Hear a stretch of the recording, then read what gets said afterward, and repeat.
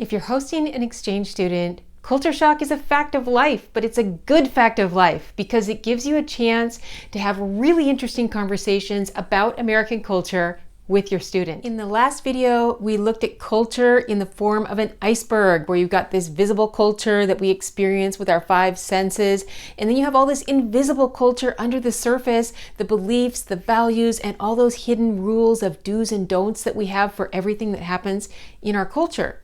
In this video, we're going to use two icebergs to simulate culture shock. So if you're hosting an exchange student and you want to dive deep into culture, this video is for you.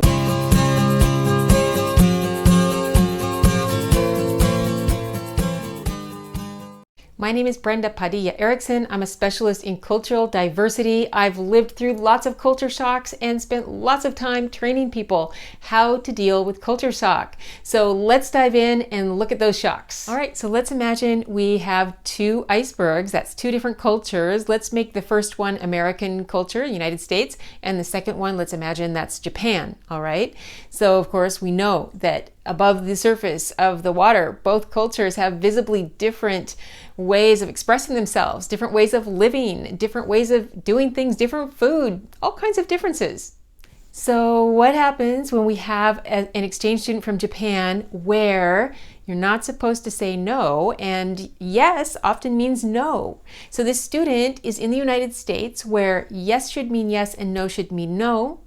And this is going to create some problems.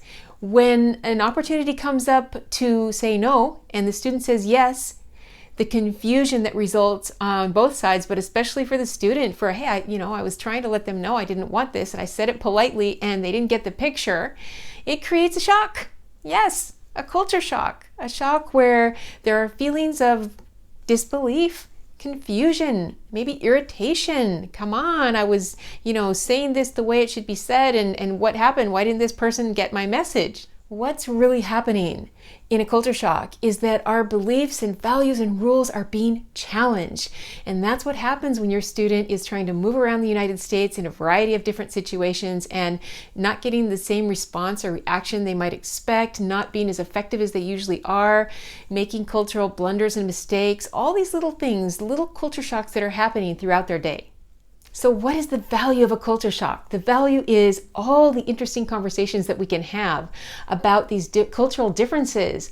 I recommend that every day you ask your exchange student, what is one thing that surprises you? What is one thing that you find confusing, that you don't understand here in the United States?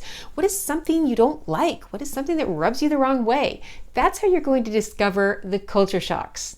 Whenever you have time, take it a little further and look at both icebergs. Explain how things work in the United States, why we do things the way we do them, what we believe, what is important to us in terms of values, and what are the rules regarding this particular topic, and ask them as much as you can about their culture as well, because it's an opportunity to explore both sides. I trust this video will help you explore all kinds of interesting culture shocks with your student. If you enjoyed the video, please click like and don't forget to subscribe. We're making more videos about all aspects of cultural diversity. See you next time, and happy culture shock.